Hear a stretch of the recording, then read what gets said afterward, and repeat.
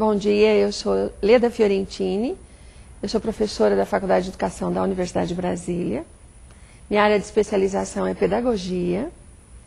Eu venho trabalhando com didática e prática de ensino há muitos anos, desde que me formei, e trabalho com a produção de materiais didáticos para o ensino à distância. Essa é uma área que eu tenho muito interesse, porque na educação à distância os materiais didáticos veiculam a mensagem do professor, o que ele pensa, suas concepções, suas estratégias, estabelece um diálogo com os estudantes, com os cursistas. Eu participo do curso Introdução à Educação Digital, do programa ProInf Integrado, da Secretaria de Educação à Distância do Ministério da Educação, desde o início, e coordenei a produção do material didático, na edição que nós fizemos em 2008, houve participação de outros professores, e o que nós queríamos? Nós queríamos abordar a iniciação dos professores que ainda não haviam feito a tecnologia da comunicação e da informação. Comunicação é tudo nessa vida. Comunicação faz parte do nosso dia a dia, nem sempre nós prestamos atenção a isso. E a informação embasa esse processo.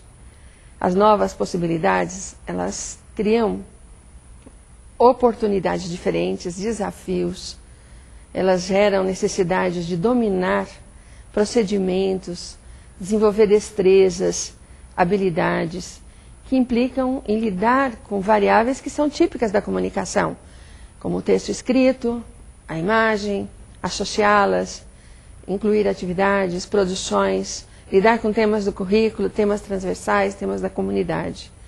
Então, dentro desse cenário que a gente tem conhecido como sociedade do conhecimento, da aprendizagem, nós temos alguns desafios para os professores. Alguns ainda não têm tido a oportunidade de ativamente participar desse ambiente tecnológico, por uma série de razões, mas já há muito investimento em tornar acessível o computador para todos os professores e todos os alunos, mas é uma meta que leva um tempo. E também não adianta ter só o computador, também não adianta só investir no computador. Ele só não basta. É preciso dominar os sistemas operacionais. No nosso caso era o Linux Educacional, com seus aplicativos de edição de texto, preparação de apresentações de slides para aulas, palestras, uma planilha eletrônica, aprender a navegar na internet, criar contas de correio eletrônico, usá-las em listas de discussão, participar de fóruns de discussão, ou seja, entrar no ambiente virtual de aprendizagem que esses meios criam. Então não adianta falar do computador só como um equipamento, um aparato. É preciso trabalhar com ele como um ambiente que modifica as relações entre as pessoas. Elas podem estar juntas no mesmo espaço, por isso que a gente fala de educação mediada por tecnologias, mas elas podem estar muito longe, fisicamente.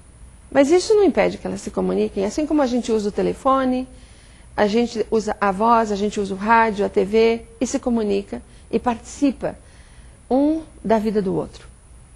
Na escola, nós precisamos desenvolver o currículo e ir além, pensar nos problemas da comunidade, solucionar alguns temas como violência, como a gravidez precoce na adolescência, problemas de saúde, lixo, erosão, uma série de problemas que são comuns nas comunidades, que infelizmente nós ainda temos que solucionar, mas que a escola participa e pode ajudar. E as tecnologias, elas são possibilidades muito importantes. E o professor pode aprender a usá-las. Nós criamos algumas estratégias nesse trabalho. Uma delas é permitir ao professor que ele parta da realidade onde ele está. Não existe fórmula mágica na educação, é preciso contextualizar. E cabe à pessoa, como protagonista, como um interlocutor, como um sujeito ativo, definir os temas que ele quer abordar, quais seus próprios objetivos da comunidade escolar, como ele vai abordar essa temática com seus alunos, com os professores, com a comunidade. Aproveitar o potencial de cada um e tentar encontrar soluções que sejam viáveis. Então, qualquer proposta que nós fizemos nesse curso, ela tem a ver com esse contexto e com essa perspectiva do professor. Sem isso, nós não vamos avançar. Não se trata de padronizar os indivíduos, porque isso é inviável também e nem é desejável. Nós queremos cidadania, nós queremos democracia, participação. Mas nós precisamos que as pessoas se engajem no processo. Então elas precisam estar disponíveis. Elas precisam superar seus próprios receios, temores, angústias, falta de destreza manual. As pessoas que lidam com mouse, por exemplo, pela primeira vez, elas ficam um pouco prejudicadas naquilo que elas não gostam de fazer. Elas não gostam de errar, e muito menos que alguém veja um certo erro ou equívoco. Esses enganos interferem na autoestima, na preservação de uma imagem pública. É muito comum nós encontrarmos pessoas que ainda não dominam sequer as letras do alfabeto num teclado de computador, porque também não as usaram numa máquina de datilografia. Também é preciso aprender a trabalhar a percepção visual.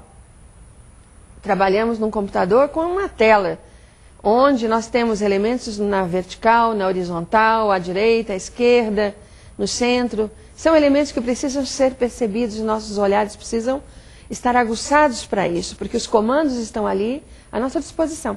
Se nós não nos prepararmos, nós não os utilizamos com todo o requinte que eles possibilitam, a sofisticação e as possibilidades até de caminhos mais curtos. Bem, além disso, é preciso ser criativo. Por que não? Eu tenho um tema, eu tenho um texto, por que eu não posso trabalhá-lo como outros profissionais o fazem? Com características estéticas mais adequadas, que permitam aos leitores desses textos, aos alunos, a toda a comunidade ter acesso. Além do que, pela internet, uma vez que está na rede, já não é mais só seu professor. Ele é de todo mundo. E você pode, de repente, se surpreender ao criar um blog, que é uma das atividades do curso, uma estratégia de trabalho, você encontrar pessoas que têm afinidade com o que você faz e encontrar soluções que eles lhe propõem por meio dos comentários, que são possíveis. Então, o intercâmbio pela rede é fundamental. É muito surpreendente a contribuição que a gente recebe de longe, de pessoas até de outros países. Além mar, não? Além do oceano. E isso não deve intimidar ninguém, muito pelo contrário. Deve ser um desafio. E você não pode ser só consumidor de trabalhos alheios. É muito comum. Na internet nós encontramos uma riqueza de material, de informações, de textos, de exemplos de aulas, de material didático, de imagens, de softwares. Mas foram produzidos por outras pessoas. Por que você não pode ser um produtor? Então você tem que passar da condição de consumidor, embora ativo, para ser um consumidor crítico, mas um produtor, um professor autor. E socializar você também, trazer sua contribuição para outros professores que estão em outros lugares. Para que você possa também oferecer a sua parte. Você vai à rede e encontra em sites de relacionamento, em sites de armazenamento e compartilhamento de informações, uma série de possibilidades. Teorias, princípios, desafios e até modelos, que nós na informática chamamos de templates. Esse vocabulário você também precisa aprender e usar cotidianamente. Mas e você? O que você está contribuindo para os demais?